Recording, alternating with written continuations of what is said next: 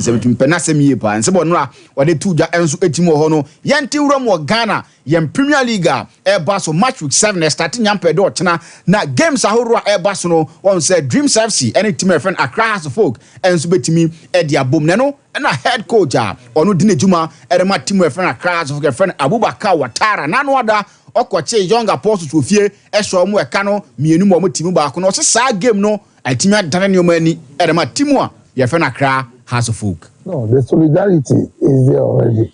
The team spirit is there, but we see from that match, the boys are still humble. That's working hard. And the one of the advantage is say all the players know now, everybody can play. Everybody can score. And you know, or Tremu Asawi no munya editi a young apostle, na ma players na so obi abetimi abọ, obi abetimi ahye nti no ne nsemo a opaninu enso e air to dry the air to na on Dreams FC game a mobo nyampa da kwasiara no sei e no owura no enso e ka e de fa ho. Normal training, we don't have any special training against any team. When we are as a folk, we need to train hard to do more than the things the people are expecting from us. You know, because every single match as a folk are playing is like World Cup. And the match be a House of Folk who born to say World Cup. How many dreams never come born? Yes, some very special training biania dia di bianemum and some bomb homodin. And then some more penino and so edit to your summer test. Twa Kumasi as no kotoko. Wo Boase Lincoln Sports na film the game no and so media boom. No and our coach friend Nuruddin Amadou, head coach. And my summer test a dim komo and their mindset Timwa your friend summer test at the Euro game nim.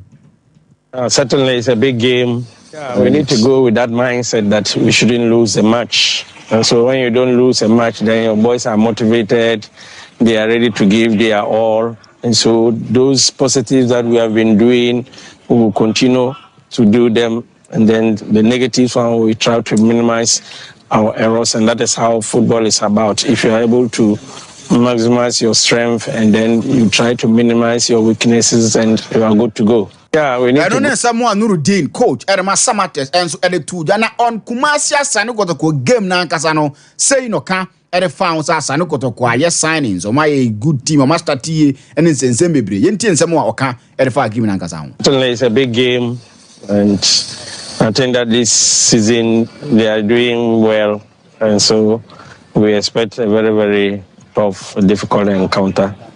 But that notwithstanding, we are also ready to give them a good match, and then we'll see how it goes. I know I coach in someone no and so etimiri two jaire ho nsem no e de ma ya hwefo ne atiefo na coach e friend Prosper na tuogum and so your head coach e de Kumasi Asane Kotoko ahead of summer test game no ono enso etimi di nkomo na odi nkomo no on summer test team nankasa say na Prosper na tuogum. I think Sompa is a very good side, very structured side, tactically in terms of the arrangement on the field. You see that they have a structure and they have a style within the structure. So when you are playing them, you also have to be extra above them to be able to get a maximum points. So they are a good side. We've observed them. Even though they are one match ahead of us, I don't think in terms of match fitness, the difference will be too huge. I know I am some more panino and to the answer Kotoko team they say defensively or we are tight or we are solid. Now coach Prosper na to ogumans we din komo edefa Kotoko defense no woni ade ade a yebeba na afie timi abo akire enso timi edam na no na mechia former captain edema timi efan Kumasi Asane Kotoko Amos Frempon na me din gunam se Amos sei na nse ye hu sa obobo ni bio wajabo ne bo na no ze ne bo ne wajabo ne mo se sei na hoye. Well, for now, they make my assembly many actually the coaching industry. Mission the kakra edi fro by and I know it's every time no. A man for betting in the coaching industry. Said over some Kotoko sum ni you be pese mre be na udina touch na ye adwuma na ogumo ye na. Oh, we know the possible and may you be a many badges say a time will come one day. May I start a mission the kakra enye ne you by Debbie. Semre no drew na sɛ mpanimfoɔ to mu nsa frɛ me na sɛ mewɔ nkwane ahoɔden ko a mede m'ahoɔden bɛba abɛboa nti Amos Frimpong no former Kumasi Asante Kotoko right back former Kumasi Asante Kotoko captain ɛna wɔkyerɛkyerɛ mu sɛ mena bi ba na mpanimfoɔ frɛ ne deɛ ɔbɛba na afei wɔba bɛdi dwuma no ɛnso atumi dama Kumasi Asante Kotoko fancy time nie yes na vara so ho yɛ de nyame adom slips no gum deɛ o say slips no nyame adom bia fine ho na mo say yi sisɛ Otuado say Otuado was sunya nyoma bebree but still you chance you be qualify mathematically chance one be qualify Black Stars mathematically you were chance now Sudan here just a draw it was 2 matches was mathematically okay and there's a 1% chance 99% faith okay mathematics right now my main fan to him say weekend the matches I was at Barcelona and also everybody so you say match by pressure every wom and so I bobo fan say Manchester United gamer woman Brentford everybody me no kase enra woman training session and so about enra United and kwadano woman about say before international break now woman anya no kabi some anya just problems and the akano woman announce a resume training enra ye the can about 2 weeks any South Carolina ye fan Sanu Zama Zrawi ayobi ono and some anya problem and aya kumasem and ye beka wan some and so the show with yaminya nyina no and some other Sanu player ye fan Sanu Zama Zrawi aya wana fei Alejandro Garnacho ana chasama dialo omo nyina no and some about running our bra and no aya good news about South Carolina ye fan some Manuel Ugarte and some our mancho no and what Jamensa Canasania ye can say recovery session and our Cardano and some aya sans oko Uruguay and some knockabout ball. And man, the national team tackle and bedroom and run and I recover free and I just a Manchester and some Unquadano and some upon and rock Quadana Fanasa Tarell, Malaysia and some I first part. I know I just a man you training session now and some about and Ebium I could be mainu and Wora. Your Fanasa Harry Maguire, Omumiano, report to me second and nano penny say, yes, I'm a few weeks on I'm a ball and what you could be mainu and some about a few weeks on Timmy Mopo. I just an update to Elba. Nina a professional manager. Your friend Eric Tenha, Gannon Quadanino, one more year at Yako, I Brentford, and so much anymore. Medicani about to just another. I have 2 game ultimatum, and no, I have Brentford, and I almost so midweek anymore, and some game against I have for an about here, and on some I Johnson Marino team. Now, Jameson can say player. Your friend Sam Mount Enra, one of some I recovery, I'm a look show. And some that was I recovery no mom. Yes, one more Jenny, you know, one more boys and pray, or more young kakra. Now, Johnny Evans and was say, you want to just Manchester players, you know, and you say, be a more dasso, and answer results. Say, Omunian, Omani Joe, when a mom was Obia or Popo, and some Emma Manchester and in the Pabia, where yeah, Emma Mayu Biano, woman in a Yoma family, you said about Manchester, and some belongano, woman some bet me a draw, and watch our some you Bobo Kono, woman some compete at the top. I know I had Jabako, Manchester RSA, and no some other bum, you just some frontier. You found yourself Johnny Evans, and some other man central for. Don't feel that there's an issue in the squad. I mean, it's an easy sort of thing to sort of to look at, I suppose, when results aren't going, or can they handle pressure? I don't know. It's not something that you can measure, I suppose. But you know, and I don't get that sort of feeling within the squad either. And then, in terms of the dressing room, you know, a few players have come out to say we're desperate to perform for this club. It means a lot to us. We care. We do want to turn things around. We do want to put Manchester United back where the club belongs. You also get that sense and feeling from everyone. Definitely, and you can see it the way the lads. Wow, and no, I kakra Kobasa branch Evans, I Johnny Evans, and our test and exceptional. Yet Emma, yet for an anno pay our shows and Ra Bobo Crefans and Man City almost from Ranchero by now Jameson can say player. Your fan of Matteo Kovacic and Ra or no area training and some our Manchester City. Almost Austria Essence and one just normal day and some other man Quadana Fay. One of them saw you are Messi Croatia. Woman Nations League matches and a Boston Trino. and Matthew Kovacic were a green news Amasaida. Your fan says Siri Arches and no I update Eba Fay. When my branch ever said Kyle Walker, Manuela Kanji and Savina Fay. Woman Quaker fan said Adas Moraes, Omunano, and some to me Anya Tronin and no I first facer and no some about our city. Woman some as when I jam a second say and I said Nathan Akeno, yes, a bueno some about Bakabe Tronin Ukaya. One a national assignment to Kobokua. Yanasa, my eye father said not Dalansano, Ake Eko Pry, Nani Prani Munama for them San Kebia, one of Abachana Sudiaman Sekano, and I say Ake Eobion Arakofa, Amachester Tronin across and Rano, one of some let me a first facer, and I good news about 179, yet the Emma yet for an nano pay, and some I was shown so, not Jaman Sekan and nano pay, so I just say, Bobo Cavanas are real Madrid, so say, woman Liverpool Quatana, your fans are Trent Alexander Arnold, Amaukaya Enra, and a Pasiana Becachos almost say, and Commoner Omane Van Dyke, you know, woman breakthrough and what woman Arnold on some common meeting up, so none Wednesday and some our London, and that the second say, remarried fathers Omodie. Woma yonkofa eda omom ane Liverpool ntam aye kama pa enti omonum se bia kwada no ombefa no e wa enkonkofa problem bia ensom enfama na okay se time ba sama transfer market bia ya womo so ko ne kan so processing make sure so odu shoes ane no monten so a baby obefa obehu Arnold to bia no obehu Jude Bellingham womo ye namfufo ene de nya no se yese Arnold dabusa akwara no se na Madrid crown emsa hono Brabono and it just a Madrid sitting at the same. Oh, Masaba said you only have to sit in Kobe. What can you come at us at the enemy? Yes, it Jude, I catch out day. So that the moment I was start here, we was so in front of a background to me say, Ebia Metina Brabon to send a Sanyo Manino, not just a winning yam, Abako, and to Liverpool for a day. One some now, Julia was a be an Alcatano, and some estate, Ninano, and some I update to Abano, I can't from us what about faith. Jameson can say. Yes, say a branch of saying Kunku, and Kunku Jiria Basa born and one obey.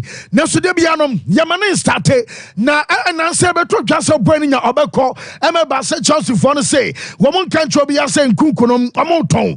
Now, yes, say, Bunny says, Sakoba, Sabio says you were Echo January. Nebi a stone out of a bench and Eba, want to mean Brecky and Rat Chelsea. Woman some I started 11 Mudia, one number 2 for Yamayama Sam anymore. Ama says, no, Ababe Heteka, Ababe do red fansa, and Enzo Maresca, and so now Menocasa Intermilan Timino, report to me, Yanasa, woman about the first international club, woman license, Somba pretty, and some our Saudi Arabia, Inter for your grand trauma dear, you can say investment license, internet, would drew a year Saudi Arabia, Intermilan Timino, I must say, woman Abasomu be a academies, our Saudi Arabia, just a football and it's just a man of football no woman some could be our Saudi Arabia no and some others onya licenses na want to mean konkoye amani ye and no and some guy update about one something no yet the amia for more na say o real fan Xavi ya pomono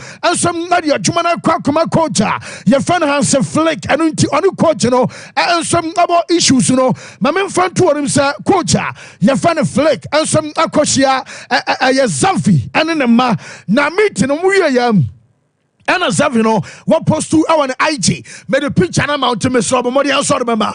I tell the tennis on one post to picture no now message or the grass and say what trying to cast out and some now Joe Canning and all the best Hansi Visca, El Bonsa, and a message a coach, your father Jaffy, and some other matches, a year has a flicker, and no Akosia, Zavi, and Enema, a matches, and in a young command, so Paso, Nadia Tennis Andra, I was Jantes, Omuchumediano, so President and Father San Walla Porter, and some Aquatanaso, one in Gerard Romero, and a team coming up, baby, I'm a Dano, was say, and Quadana Manfos, and a Bassa Tunton, Ebia Chasomum Kosia. Na damona woton kwasana chasa woton won kokoma adan mujama Magiu 6 million okọ Chelsea ana owura no se ha giu na okwa no tie na muntie ne ye was player bi na wo be so free Barca bi anom apono na bi yeah, why? What's over qua?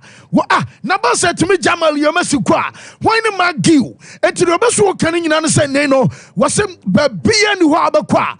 Ubanyana Chesadia over Barcelona, and Nadia, Ebia Burn Ohu, now what Tinam, and the other Chiabi, and now Kuranabatanabia men Numeho, Sam Mount Tomabuas and Chain, and a message around the Atuka Anwa. What can you pay? I was sure to say.